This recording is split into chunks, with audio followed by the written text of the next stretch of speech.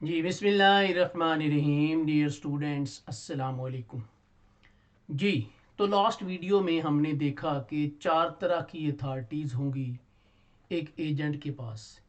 इस वीडियो में वो हम चारों अथॉरिटी डिटेल में पढ़ेंगे, जैसे एक्सप्रेस अथॉरिटी है, इम्प्लाइड अथॉरिटी है, अपेरेंट अथॉरिटी है और अथॉरिटी इन एमरजेंसी है। जी, तो नंबर वन की तरफ आते हैं, express authority. Express authority clear cut written authority है। ए रिटन एजेंसी एग्रीमेंट में give the agent express authority. एक रिटन एग्रीमेंट, मैं किसी को अटॉर्नी पावर दे देता हूं अपना घर सेल करने के लिए, ये एक रिटन अथॉरिटी है।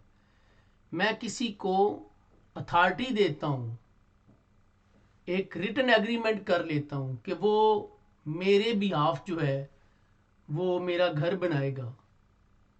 जैसे बिल्डर है तो वो मेरा एजेंट होगा, ठीक है, तो उसके पास रिटर्न रिटर्न अथॉरिटी है। Principal should specify what task powers and authority the agent can exercise. तो ये तो बिल्कुल क्लियर कट होगा कि उस एग्रीमेंट में लिखा होगा कि ये क्या कुछ कर सकता है, ठीक है। घर बनाना है तो किस तरह का बनाएगा, कहाँ तक जो है वो इसने अखराजात करने हैं, ये सारी उसके पास क्या क्या पावर्स हैं, और वो घर बना के मुझे देगा, घर बना के सेल नहीं कर देगा, इतने टाइम में वो जब बना के देगा, तो ये बिल्कुल रिटर्न क्लियर कट अथॉरिटी होगी। जी, इम्प्लाइड खुफिया छुपी हुई अथॉरिटी।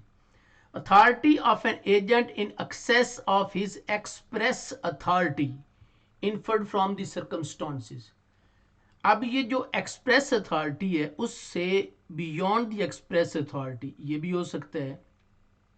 ये जैसे एक अगर बिल्डर को मैंने एज एन एजेंट हायर किया है, तो फिर उसके पास इम्प्लाइड अथॉरिटी ये है कि वो उस घर को बनाने के लिए रॉ मटेरियल बाय करेगा, लेबर को हायर करेगा। तो अंडर द रूल वो सारे काम कर सकता है जो उस घर की को बिल्ड करने के लिए उसको करने चाहिए। जी, लॉफुल काम कर सकता है, अनलॉफुल काम नहीं कर सकता, मतलब चाइल्ड लेबर नहीं हायर कर सकता है। जी, things spoken or written or ordinary course of dealing may also be counted for।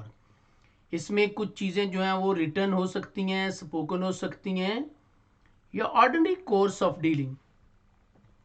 मसलन जैसे पहले भी बात डिस्कस हुई कि जो शॉप के ऊपर सेल करने के लिए सेलमैन बैठा हुआ है, उससे कोई नहीं पूछेगा कि क्या तुम सेल कर सकते हो या नहीं। इम्प्लाइड अथॉरिटी है उसके पास, और वो उसका डे टू डे काम है, वो उस सीट के ऊपर बैठा हुआ है। ऐसे ही बैंक का कैशियर, उससे हम कभी नहीं पूछते हैं कि आपके पास भाई कैश लेने की अथॉरिटी है कि नहीं है। जी, an agent having an authority to carry on a business has authority to do every lawful thing. हर लॉफुल थिंग वो कर सकता है, नेसेसरी फॉर द पर्पज, जो उस मकसद के लिए ज़रूरी हो। उसने घर बनाना है तो उसने रॉ मटेरियल बाय करना है, उसने लेबर हायर करनी है, तो जो लॉफुल एक्टिविटीज है वो कर सकता है। Are usually done in course of conducting such business, तो वो ये सारे काम कर सकता है, लेकिन अनलॉफुल नहीं, जैसे वो चाइल्ड लेबर को हायर नहीं कर सकता। जी, डिफरेंट टाइप्स ऑफ अथॉरिटीज में अपेरेंट ऑस्टेंसिबल अथॉरिटी। अपेरेंट बज़ाहिर जो नजर आती है, ostensible authority. Principal is liable to third party, ये भी हम ऑलरेडी पहली वीडियो में डिस्कस कर चुके हैं। So principal is liable to third party when third party has reason to believe that agent has authority to act on behalf of principal even though he is not an actual agent. पहली video में हमने कहा था कि जो principal ए था उसने agent सी को हायर किया हुआ था कि वो बी से लैपटॉप बाय करे जो कि इंपोर्टर था, लेकिन आफ्टरवर्ड उसने ए ने सी को किक ऑफ कर दिया, किक आउट कर दिया, उसकी सर्विसेज खत्म कर दी, लेकिन उसने थर्ड पार्टी को बी को बताया नहीं है। तो ऐसी सूरत में उसके पास कोई रीजन नहीं है थर्ड पार्टी के पास रिफ्यूज करने की कि वो उसको लैपटॉप ना दे। सो लिहाजा एजेंट उससे लैपटॉप ले लेता है क्रेडिट के ऊपर, तो किसी और से को सेल करके पॉकेट अपनी में पैसे डाल लेता है, और फिर वो थर्ड पार्टी उसको प्रिंसिपल को कांटेक्ट करती है कि भाई वो आपका एजेंट लेके गया है 10 लाख के या 5 लाख के लैपटॉप, तो वो पैसे दें। वो कहेगा कौन से भाई, वो तो मैंने कब का निकाल दिया हुआ है, लेकिन थर्ड पार्टी को उसने इन्फॉर्म नहीं किया, तो वो हर सूरत में पैसे उसको फिर वो देने पड़ेंगे। हाँ, अगर वो थर्ड पार्टी को इन्फॉर्म कर देता है फिर गलती थर्ड पार्टी की है।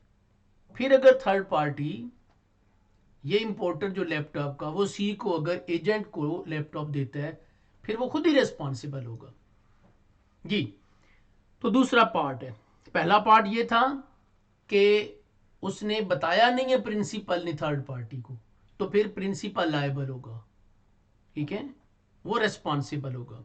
दूसरा पार्ट apparent authority का, third party can assume that an agent holding a particular position has all the powers that are normally given to such person unless third party has knowledge of something against this। जी, अब third party जो है उसको knowledge है, पता चल गया हुआ है कि ये प्रिंसिपल ने एजेंट को निकाल दिया हुआ है। अब अगर वो कोई डीलिंग करेगा तो थर्ड पार्टी खुद रिस्पॉन्सिबल होगी। या उसको ये पता था कि ये 10 लाख तक की जो है वो बाइंग कर सकता है, मगर उसने 12 लाख की बाइंग कर ली, हालांकि उसको पता था ये थर्ड पार्टी को, तो फिर जो एडिशनल 2 लाख होगा वो उसका खुद ही रिस्पॉन्सिबल होगा, वो प्रिंसिपल रिस्पॉन्सिबल नहीं होगा जी। Agent authority in an emergency. अब एजेंट की अथॉरिटी एमरजेंसी में क्या होगी? एमरजेंसी में एजेंट की अथॉरिटी बिल्कुल ऐसी ही होगी जैसे उसका अपना बिजनेस हो तो वो खुद कोई डिसीजन करे। जैसे एक प्रिंसिपल ने एक एजेंट को हायर किया कि वो उसका प्रोडक्ट सेल करे, और प्रोडक्ट पेरिशेबल था, ड्यूरेबल गुड नहीं थी, उसकी लाइफ थी फर्ज करें कि 1 महीना, और उसकी जो प्राइस थी उस प्राइस के ऊपर वो बेची चले जा रहा है, लेकिन उसने देखा कि स्टॉक काफी बचा हुआ है और एक्सपायरी के दिन करीब आ गए हैं, तो बजाय इसके कि वो सारा एक्सपायर हो जाए, प्रिंसिपल को लॉस हो, वो क्या करता है, वो उसको 25% डिस्काउंट के ऊपर डिस्पोज ऑफ कर देते हैं। अब उसने एमरजेंसी में ये अथॉरिटी यूज की, क्योंकि अगर वो ये ना करता तो प्रिंसिपल को ज्यादा लॉस होता। तो एमरजेंसी में ऐसी अथॉरिटी वो इसी तरह से यूज कर सकता है जिस तरह से उसने अपना बिजनेस अगर उसका होता तो उसने करनी थी जी। An agent has authority in an emergency to do all such acts for the purpose of protecting his principal from loss as would be done by a person of ordinary prudence, एक आम समझ वाला बंदा in his own case, जैसे उसको अपने case में करना चाहिए, ठीक है। या जिस तरह से एक एजेंट जो है वो एक प्रिंसिपल का शिपमेंट लेके आ रहा है और वो देखता है कि कोई जो है वो तूफान आया है और उसमें शिप के डूबने के चांसेस है, वेट ज्यादा है,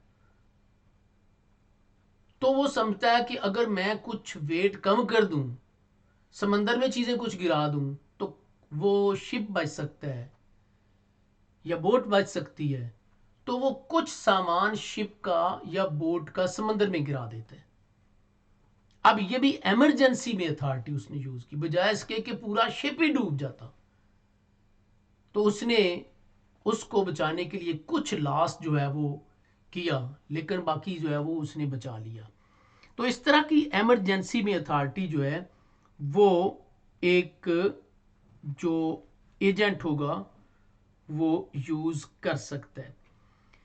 चलें जी, हमारा ये चैप्टर जो है वो कंप्लीट हो गया। तो इंशाल्लाह इसके बाद इसके हम पास्ट पेपर जो उनका सोल्यूशन करेंगे। अल्लाह हाफिज़ जी।